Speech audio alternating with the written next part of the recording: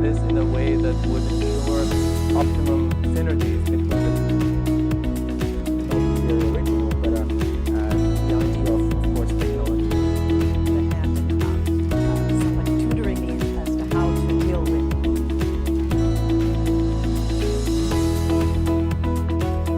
Good afternoon, and welcome to this edition of Interpreting Table Talk. Our guest today is one of the, or dare I say, the leading historian in all matters concerning the profession of interpreting or the interpreting profession. He is the author of Interpreters at the United Nations back in 2015, of From Paris to Nuremberg, the birth of conference interpreting in 2014, and most recently in 2016, the New Insights in the History of Conference Interpreting, an edited volume that contains 10 chapters, contributed to by authors from the East and the West, different perspectives, including his own and that of his co-editor, Kayoko Takeda. Mm-hmm. Our guest today is Jesús Baigorri-Jalón. Welcome, Jesús, and thank you for having found your way to us. It's a pleasure having you. Thank you, Julian. Pleasure is all mine. Tell me, Jesús, let's start with the book, and seeing that you did call it the New Insights, or the newest insights into conference interpreting and the history thereof, tell us what those new or newest insights are. It is new insights because it is part of a collection of research that has been carried out by many colleagues who have been working on the history of interpreting for the past several years, I would say. So we decided it's a very flat and not really very imaginative title, but we thought interpreting,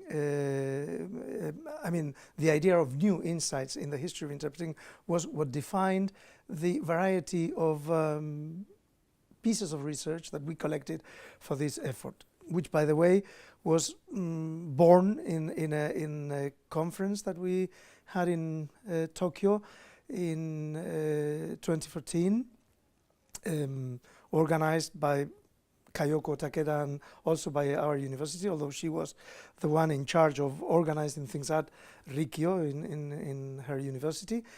And then we incorporated a couple of chapters from people who didn't come to the conference. What is new is that we have a variety of approaches here and a variety of topics. As you very rightly said, we have incorporated things from East and West and from different parts of the world.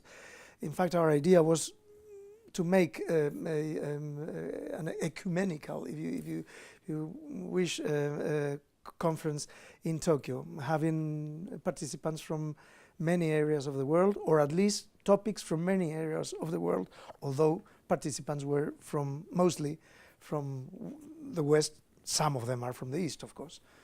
That's the newest thing, I would say, the idea that we introduced a lot of probably new topics in this sense. Let me come in and ask you about the authors. You made reference to this heterogeneous group of authors, of contributors to the edited volume. You talked about how the volume came into being.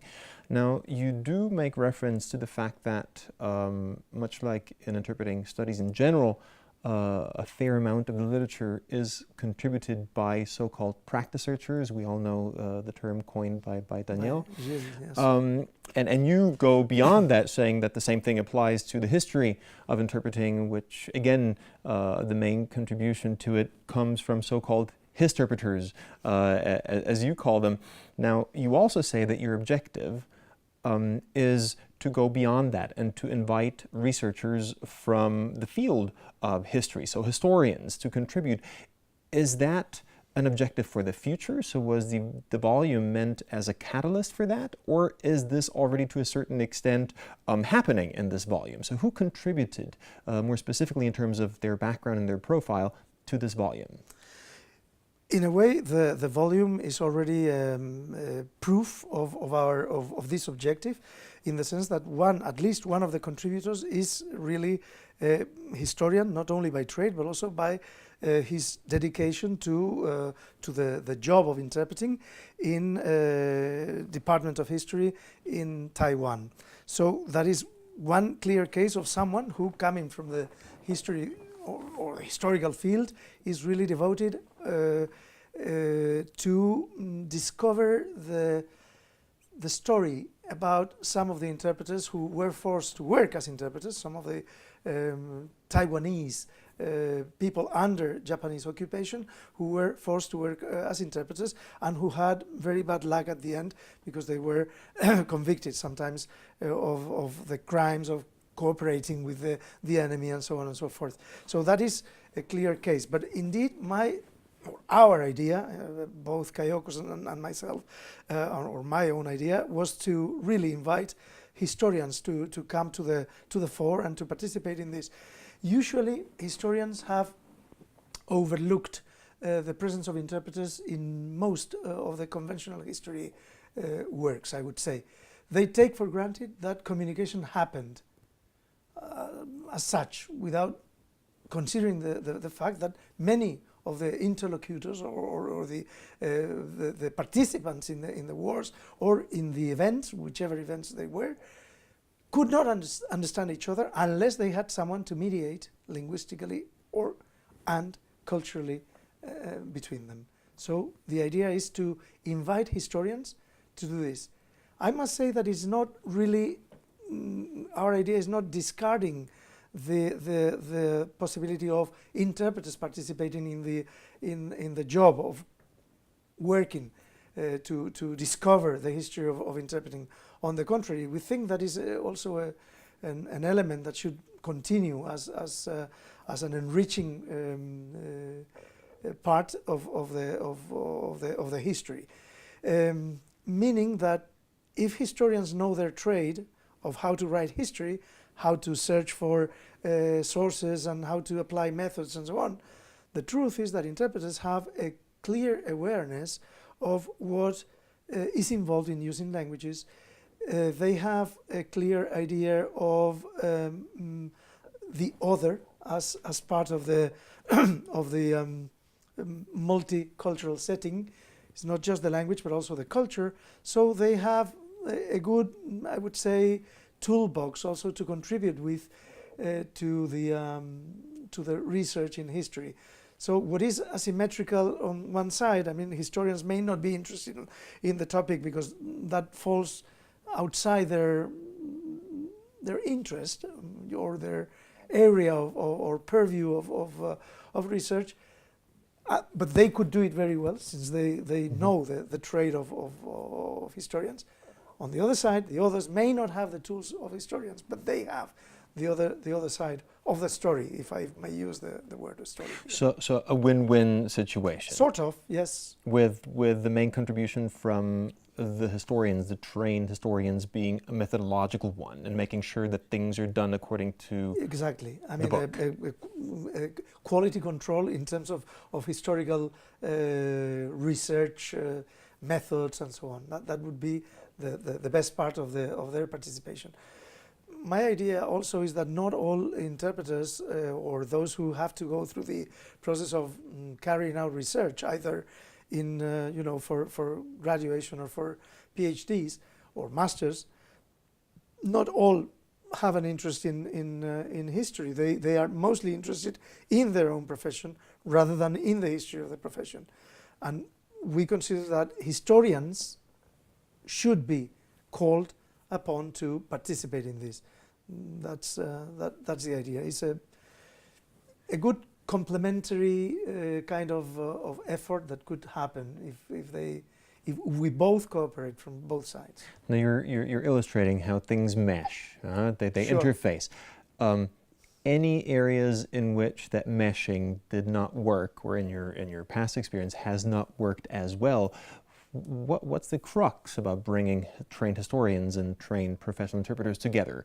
Or is it always smooth sailing? Are there any sticking points? Well, I guess, as I was saying before, historians have, generally speaking, have had a total indifference towards the idea of languages and cultures being involved in historical events. Convincing them of the importance of languages and cultures in those events is one of the contending elements. Whereas on the other side, interpreters may be very well aware of that, but they may lack the general overview of what history is about. Mm-hmm.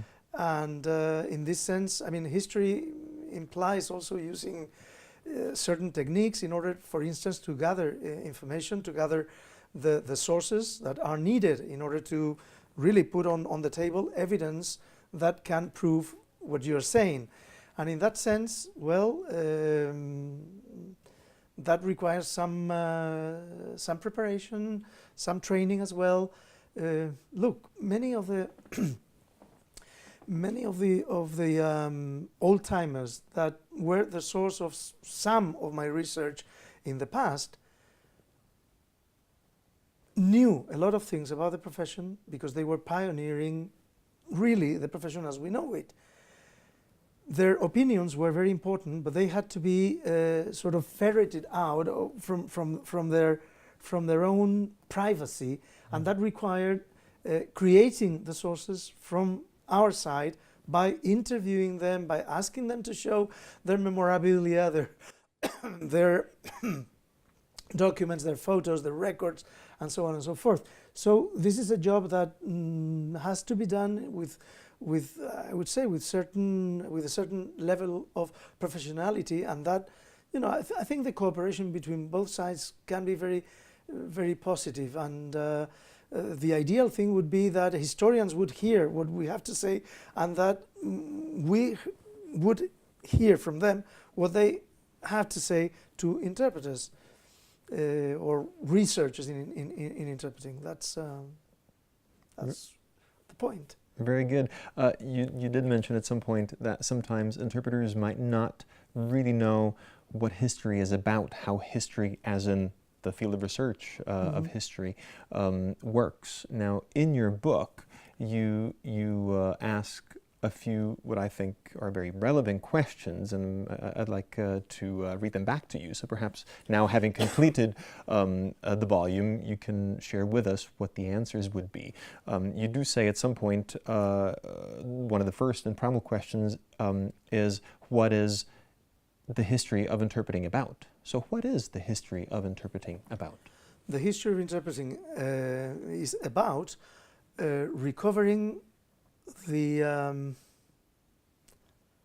stories of our predecessors, to put them very clearly in a coherent and logical narrative, so that it can become, I mean, if we really analyze their testimonies and we analyze their records, etc., we can put them in a formally correct historical narrative that is, as I say, coherent, and that is logical in the sense of having a beginning and an end, and a causality, which is quite important.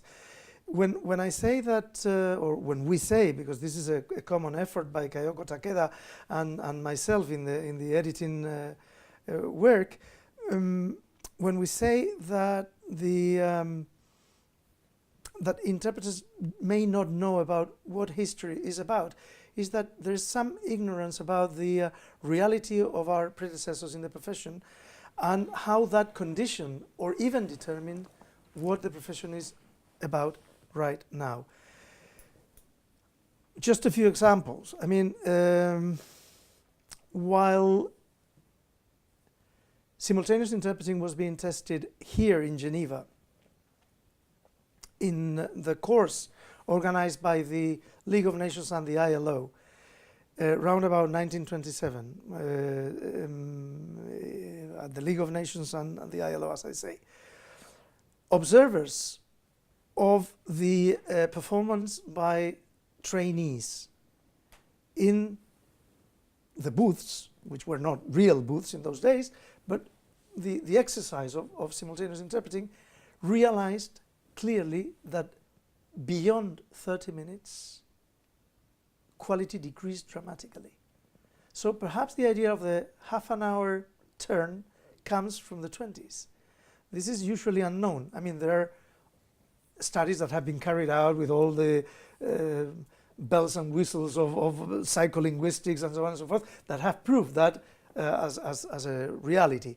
But in those days, it was pure participant observers, the ones that saw that.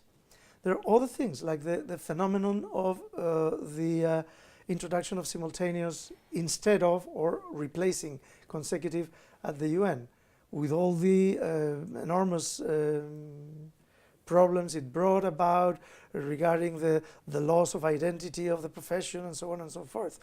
Well, some of the old-timers that were versed in consecutive but did not like or disliked clearly simultaneous were the ones who took the lead in the interpreting schools that were born around 1950.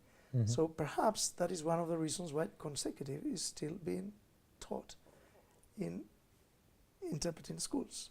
I know this may be contentious, but this is from the historical or the historian's perspective, that might be an element that should perhaps be considered or taken into account by present-day would-be interpreters that may think that in the past some people thought it differently. That's already a partial answer to my next question, again, one you were explicitly put in the book, and that is how can, or can, and if so, how can historical research inform and perhaps even apply to modern-day professionals and modern-day aspiring interpreters? So are there any other avenues where you would think, sometimes what they're missing, what today's professionals are lacking, or what students simply ignore, is a long, long history of the way things used to be? Any other examples come to mind other than consecutive and the role of consecutive? No, sure. Well, there are plenty of examples. I mean, the movement and the platform that is still is ongoing of the critical link movement was born in 1992. Some of the issues dealt with by this group of excellent scholars that have done a lot of work and that have organized a lot of successive and successful meetings and conferences, they are obviously pushing in favor of good quality conditions, of an accreditation, of ethical code, of code of practice, good. Well, in the first half of the 16th century, there is a whole chapter in the laws of the Indies in Spanish law that were enacted between 1512 and around the middle of the 16th century, where all the details about what the interpreter had to do and should not do, how they were even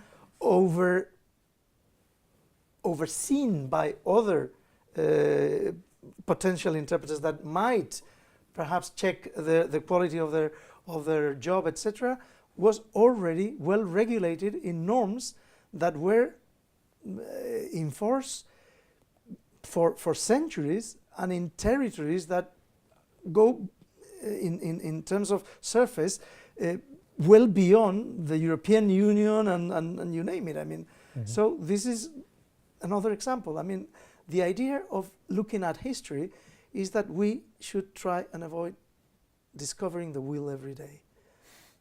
That's the idea. Let me ask you something about a discovery, a potential discovery. One of the most intriguing chapters for me, that is, and that's very subjective, perhaps conditioned by my background, by the fact that I live here in Geneva, was the one by Sergei Chernov, who looks at the origins of simultaneous interpreting, and he glances both at the East and at the West. So he looks at what happened in Geneva, you mentioned it before, at the ILO, at the back then League of Nations, afterwards United Nations, but at the same time, or almost at the same time, also in the Soviet Union with the Comintern. We're talking 25, 26, 27, before the 1930s, and he seems to suggests. There is ample documentary evidence that simultaneous was not just toyed with, but actually implemented in a conference setting here at the ILO back in I think in the 28th session, if I remember correctly. So, he also adds that this happened almost in parallel, in an uncanny parallel in the Soviet Union, with the same system being applied at the Comintern Congress. Now, my question is, by discovering that, or at least by putting it black on white, does he suggest we rewrite the history of simultaneous? Are we now backdating the origin of simultaneous? Often I have heard that yes, it was tinkered with at the ILO in the early 20s, but that was only for testing purposes, and it was not really simultaneous. It was consecutive simultaneous, but according to his own account, it was proper simultaneous for 4 full conference days in the official languages. What do we make of that? Have we really, thanks to history, learned more, and are we going to be willing to embrace that? Indeed. I mean, there is, I think Chernov's research has been extremely illuminating for the history of simultaneous interpreting. Absolutely, I agree to that. They were different systems. They had nothing to do. They were born in different places with different mindsets and with different ideas. In both cases, of course, they wanted to facilitate communication in many languages and simultaneously if possible, because that saved a lot of time. But the model used in the Soviet Union was different from the one used here in Geneva, but in both places it was simultaneous. Only that there the idea was like a consecutive, each of the interpreters did like a part of the paragraph, and the next one followed, and so on and so forth. I mean, they couldn't believe that they could do really a whole stretch. They didn't have actually headphones. They were listening live to the speakers and so on. But the good idea about this is that we have heard only one bit of the history. We may have to go even further back in history, because there are at least indications that some of the devices related to simultaneous interpreting that were used both in Moscow and then here may go back to earlier times in Europe. I don't advance anything else, because that is still in the making as part of the research. But it has to do with European companies that also worked on that. So plenty of work to do yet, and you do say this at some point in the book, which is my final question. You do say that in terms of filling this canvas to get towards a more complete picture of the history of interpreting, there are still white spots, there are still gaps. Yep. And my question to you, as somebody who has spent a fair amount of his career trying to fill those gaps, what are the biggest ones? What are the most interesting ones? What are the ones that you think the new generation of either interpreters or histerpreters or historians should look at first? Well, there are many. But it's clear that in recent times, or in contemporary history, there are more sources that can be found.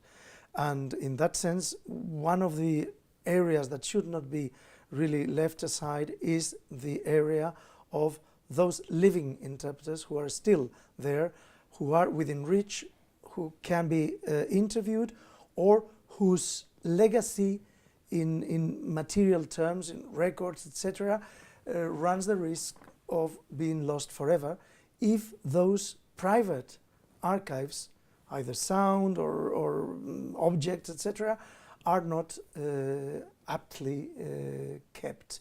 That is a very important thing.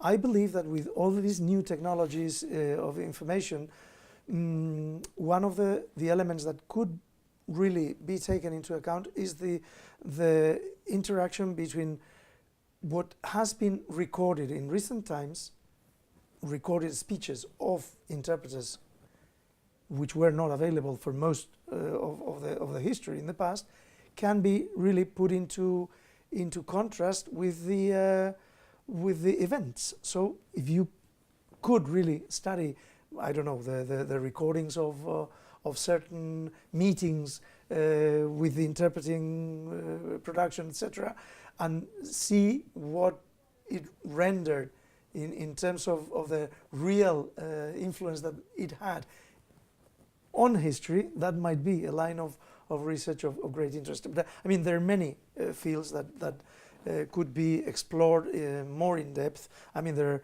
now studies about the First World War. There are some about Second World War, not least the ones that we have mentioned and that are collected here in this book. But I'm thinking also of a project I'm working on, which is the interpreters in the Spanish Civil War, which is totally, unknown, generally speaking, for conventional or regular historians that have paid no attention whatsoever to the fact that round about 1,000 interpreters I have more or less identified so far were involved in interpreting issues during the war. This 36, 39. Fascinating stuff, Jesus. We're looking forward to the next book in which you will share your insights with us. For the time being, thank you for having made your way up to Geneva. Thank you for having shared the insights into the history of conference interpreting with us. Ladies and gentlemen, this was Jesús Baigorri-Jalón for Interpreting Table Talk here in Geneva. My name is Killian Sieber. Thank you very much for being with us.